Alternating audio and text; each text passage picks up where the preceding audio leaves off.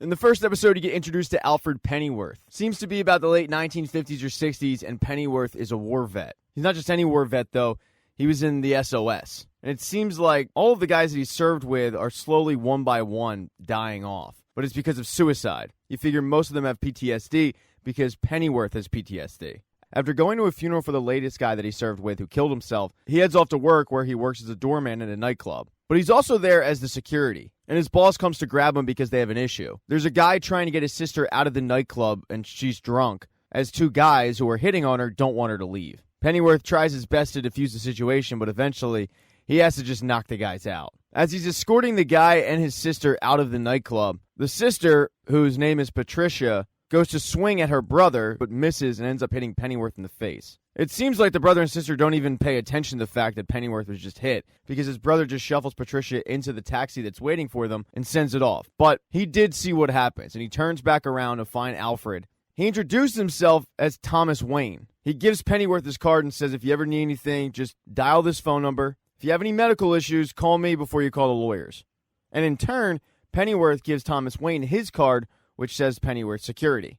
As he heads back into the nightclub, he's bleeding from the nose, and one of the dancers, named Esme, ends up giving him a handkerchief to clean himself up a little bit. They start chit-chatting about when he can get the handkerchief back to her, and he says, well, how about Saturday? And she says, I'm not working Saturday, which he smoothly says, well, neither am I, so we can meet up in the park. That Saturday morning, Pennyworth wakes up from yet another war dream. He heads downstairs to greet his parents because he still lives at home with them, and his dad starts giving him a lot of crap for wanting to start his own security business. His dad thinks that with his qualifications, he can find a respectable job in a house and be a butler before he's 40. But Pennyworth tells his dad, I want to be my own man. He then heads off to meet Esme for the first date, and through conversation you find out that Esme is an aspiring actress who's only dancing at the club to pay rent. She actually just booked a gig in a local play. The conversation then goes to Pennyworth, where he tells her that he was in the army for about 10 years, but she says that she's against all that. War, violence, all of it. She then asks the question that's on every girl's mind when you find out someone's in the army. Have you killed people? And he says, yeah, now and then. Comes with a job. And she asks, well, how could you do that? I mean, didn't it bother you? And he says, yeah, it still does. But you justify it by telling yourself that you're working for the Queen. But don't worry, I have nothing to do with it now. No more violence for me. I'm just looking for a peaceful life now. This date is going so well that they have another date, and next thing you know, they're having premarital sex, which you gotta figure was very taboo in the late 50s, early 60s. But as Alfred was courting Esme, a lord named Lord Rupert Longbrass has gone missing. The Prime Minister actually makes an announcement on television about it. But in private, the cocaine-snorting Prime Minister is more upset at Longbrass for causing all of this. The reason why Longbrass was kidnapped is because Longbrass is a banker, and he looks after money for this secret society called the Raven Society. Their whole mission is to overthrow the government and set up a fascist utopia. They're not the only secret society, though, because there's the no-names who want to overthrow the government and set up a socialist utopia. Usually, the Prime Minister is okay with allowing these two groups to continue, as long as they don't make too much noise, but kidnapping a lord makes a lot of noise. And Longbrass was taken right out of his home by the Raven Society's muscle, a woman named Bet Sykes, and the big oaf who actually does most of the work for her. They bring Longbrass to the Raven Society's headquarters, put him in the basement, and then a guy named Lord Harwood comes in to interrogate him. Harwood tells him, we know that you talked to somebody about our plan, but we don't know who. It's the whole reason why we took you. I need a name. I also need to know why you did this. Longbrass tells him that he did it because he was scared of what would happen to his country if the Raven Society had gotten in charge. Now that Harwood has that out of the way, he just needs the name that he seeks. So he starts torturing Longbrass. But after a while, Longbrass still isn't talking, so they up the ante a little bit. Harwood had Sykes go grab Longbrass's bastard son. Longbrass had married a woman who couldn't have children, but he could. So he went out, slept around, had a kid, and has been paying for this child ever since, but the kid doesn't actually know who his father is. So to try to get the name out of him, Sykes ends up bringing Longbrass's child into the room. Now the child's blindfolded, he can't see Longbrass, but just the thought of the Raven Society hurting Longbrass's child leads to Longbrass finally giving up that name, and that name is Thomas Wayne. Now with the name, Harwood sends Sykes and a couple other goons to go find Thomas Wayne. They end up locating him and shooting up his apartment, but they miss. He ends up getting away. But as Sykes is looking around the room, she ends up seeing Pennyworth's card. So that's another lead. And things are going so well with Esme at this point that Alfred has decided to invite Esme over for dinner to meet his parents, although that dinner doesn't really go all that well. Alfred's father is kind of a dick, questioning Esme on what her father does, which he's a dean, and her father's thoughts on her trying to become an actress. Basically, anything Esme says is met with a whole lot of attitude. When the dinner is finally concluded, Esme is ready to get the hell out of there, and Alfred chases after her, telling her, look, I'm proud of my family, but that's them. I'm my own guy. I'm not my mother, and I'm certainly not my father, just like you aren't just your father's daughter. Alfred then brings up moving in with her, saying that when he gets his first big contract, they can get an apartment. But instead of being ecstatic, she's seemingly more upset. She tells him, one day I want to be married, and I want to have a nice little house with a garden, children, a dog, all of it. But Alfred, you work in a nightclub. I mean, what's our future? Where's this going? How are we going to live? And he grabs her and says, Ez, I'm going to make something of myself.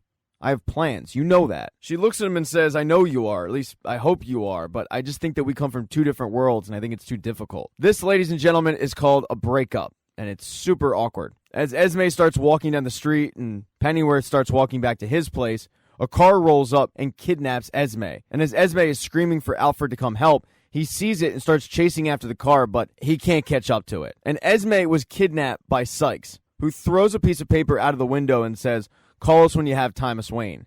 And the piece of paper has a Raven Society logo with a phone number on it. So Alfred does what any normal person would do. He heads to the police station. He explains his girlfriend just got kidnapped and shows the police officer the piece of paper that was thrown out the window. But when the police officer sees it, he says, hold on right here, and heads to the back and never comes back. And as Alfred is waiting for him to come back, the payphone starts ringing. And that's kind of out of the ordinary, so Alfred goes to pick it up, and it's Sykes on the other end. She says, I told you, call us when you have Thomas Wayne. But Pennyworth says, I don't know who he is. Sykes tells him, for Esme's sake, I hope you're lying. Bring us the Yank. And then she hangs up. But the Yank part tips off Pennyworth as to who she's talking about. He runs home and finds that business card that Thomas Wayne gave him and dials up the number, but it's disconnected. He flips the card over, though, and it's a number for an electrical contractor. So Pennyworth calls up his war buddies, and they break into that house, hold the couple at gunpoint, and demand to know what the person knows about Thomas Wayne. The guy gives them the location of where he can find Thomas Wayne because he did electrical work on the place. So Pennyworth and his two buddies, Davy Boy and Baza, head on over to the farm. They break in and have Thomas Wayne at gunpoint and get a confirmation that it is in fact Thomas Wayne. And when they find out no one else is there, they take their masks off. Pennyworth then goes over to the telephone to ring up Sykes, and as he's doing so, Thomas Wayne is trying to get out of this by saying that he'll pay more than anyone else is offering them to do whatever they're doing. Pennyworth, though, isn't listening to it. When Sykes picks up the phone, he tells her that he has him, and they're going to meet at dawn to do a transfer. Thomas Wayne for Esme. When he hangs up the phone, though, that's when it clicks to Thomas Wayne who Pennyworth is.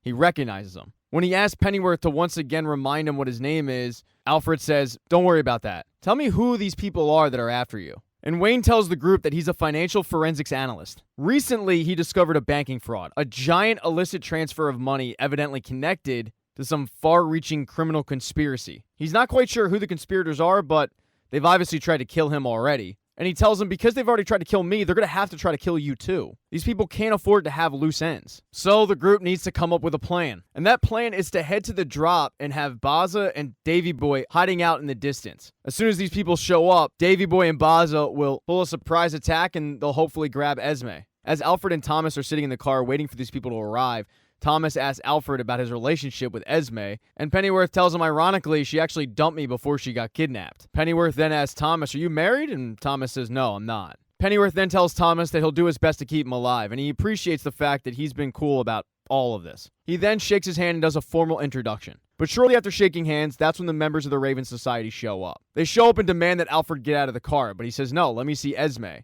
And they demand once again that he step out of the car, and this time they're holding guns at him. So he tells Thomas, put your head down, watch out. And then he gets out of the car. Davy Boy and Baza pop up, start shooting out, and they're able to kill most of the guys. A few of them are just badly injured. The problem is, there is no Esme. Esme is in a bunker, and Pennyworth finds a very primitive cell phone and calls up the number where Sykes answers, and he yells at her because he figures the people that he just killed had probably families, children maybe, and she just wasted them on this. So let's try this again. Thomas Wayne for Esme, and this time, don't try this crap. She agrees to it, but he wants to talk to Esme. And Sykes gives her the phone. Esme tells Pennyworth that she hasn't been harmed. And after confirming that she's okay, Sykes grabs the phone and gets a location of the next drop. When he walks back to the car, though, Thomas Wayne is like, you guys are idiots. They're going to do the exact same thing again. She's not going to be there. There's never going to be a drop. Now, Davy Boy and Baza don't agree with Thomas at all, but Pennyworth does. So he goes up to one of those Raven Society guys who's just injured, puts a gun to him and said, all right, you're going to tell me where Esme is. But Davy Boy tells him, Alfie, step away. I'll take care of this. He turns to both guys on the ground and says, all right, which one of you guys wants to live? And when one of them curses him out, Davy Boy shoots him in the head. Alfred is mortified, but Davy Boy tells him this is incentive for the other guy to tell us where she is. And it actually works. The guy ends up giving up Esme's location. Esme, though, isn't about to just wait around for Alfred to show up. She's taking matters in her own hands. Sykes found out that she's a dancer, so she starts to dance with her. And as they're doing so, Esme starts looking around the room for something to attack Sykes with, and she finds it. It's a teapot. She smashes Sykes in the face and starts running upstairs. She goes out of a trap door and into a dining room where they're having a dining party and starts screaming, help me, they've kidnapped me. But this dining party is for the Raven Society. And as all these people are looking at Esme like she's nuts, Sykes ends up showing up, knocking her out and grabbing her. Harwood tells her to take Esme back downstairs and to tell a person named Mr. Parslow to take charge. He's sending Sykes home and he'll deal with her issues in the morning. And that Mr. Parslow is bad news. He brings a torture kit and he is freakishly calm about the situation. And Esme is terrified. But luckily for Esme, Pennyworth is on the way with his buddies. Alfred's planning on going in himself. He tells the group, if I ring 3 times, bring Thomas in. But do not come after me unless I call you guys. If I'm not back in an hour, take Thomas to the embassy. Now, this place where they're keeping Esme is pretty heavily fortified, but Pennyworth is able to sneak in, bust through a basement door where he's surprisingly greeted by a grandmother. He's able to find out where Esme is located by holding the grandmother at gunpoint. She gives up the location. But after Pennyworth leaves the room, she ends up calling some guards. And as Pennyworth is in this room, unaware that there's a trap door, the guards come in, knock Pennyworth out, and take him to a den-type area where he meets Lord Harwood. Harwood introduces himself and then asks Alfred, have you heard of the Raven Society? When Pennyworth tells him, yeah, you're some sort of secret Gestapo, Harwood says no, not at all. We're just dedicated patriots with no need for public acclaim. Pennyworth cuts him off and says, so I'm assuming you're the top guy? But Harwood says no, I'm just a simple foot soldier. Please understand though, I wish you nor Esme any harm whatsoever. I just want Thomas Wayne. The one thing that Pennyworth can't figure out though is why he's not dead and why they're actually having this conversation. And that's when Harwood brings up his army history. He figures that Pennyworth could be some value to the Raven Society, saying that this country is at war with itself. What this country needs is the love of true patriots, and only they can pull this country out of the vile quagmire of immorality and corruption and sin, and that's where this country is right now. He reveals to Pennyworth that they're planning a coup d'etat, but they're planning on doing it in the name of the Queen. The Queen, though, has no idea this is going to happen. But Harwood reveals that if the Queen doesn't want this to happen, well, let's just say there are many in the royal family who do want it to happen. The reason I have this conversation is because Harwood is offering Pennyworth a mission. And the problem that Alfred has is the fact that while he's used to violence, he did that under the name of the Queen. But Harwood's talking about killing British people. And Harwood says, no, I'm talking about killing traitors. But the first mission is he needs Thomas Wayne. As soon as he does that, Esme is going to be released, scot-free. Pennyworth thinks about it and says, okay, I'll bring you Thomas, and I'll join your society, but you have to let Esme go first. Harwood isn't about to lose his only bargaining chip, though. And what Alfred's worried about is getting killed as soon as he hands over Thomas Wayne. But Harwood says, no, you're too important of a person. Were you just listening to anything I said? I need you. Hell, this country needs you. But Alfred tells him, I don't like doing violence. And I don't like you. And I strongly suspect that as soon as we give you Thomas Wayne, you're going to kill us. In fact, I know you're going to kill us. As the two men are having this conversation, though, they hear gunshots. Because even though Pennyworth told them not to come in after him, Davy Boy didn't listen. He starts shooting up the place, yelling for Alfred, hey, I'm here to save you again. But he ends up getting shot by that grandmother that Alfred ended up passing in the hall. Inside, though, Harwood is not worried at all. He figures they just have too many men for this to be an issue. He tells his guys to start escorting Pennyworth out of the room, but Pennyworth ends up hitting the one guy, grabbing his gun, and holding the other at gunpoint to get the keys to unlock his cuffs. He knocks him out, and then shortly thereafter, he knocks out Harwood. He starts running through the building to try to find Esme, and it doesn't take long for him to locate her, where him and Parslow get into a fight. Pennyworth ends up grabbing him by the neck and having Esme look the other way as he kills him. With seemingly every single goon that they had to deal with dead, he asks Esme, "Are you okay?" And she says, "No, I want to go home." So Pennyworth starts escorting Esme out of the house. He passes by Baza, who ended up saving the life of Davy Boy, but Davy Boy's still shot. As they're exiting though, Scotland Yard shows up. They found all the bodies that Pennyworth and his buddies left during the first drop-off,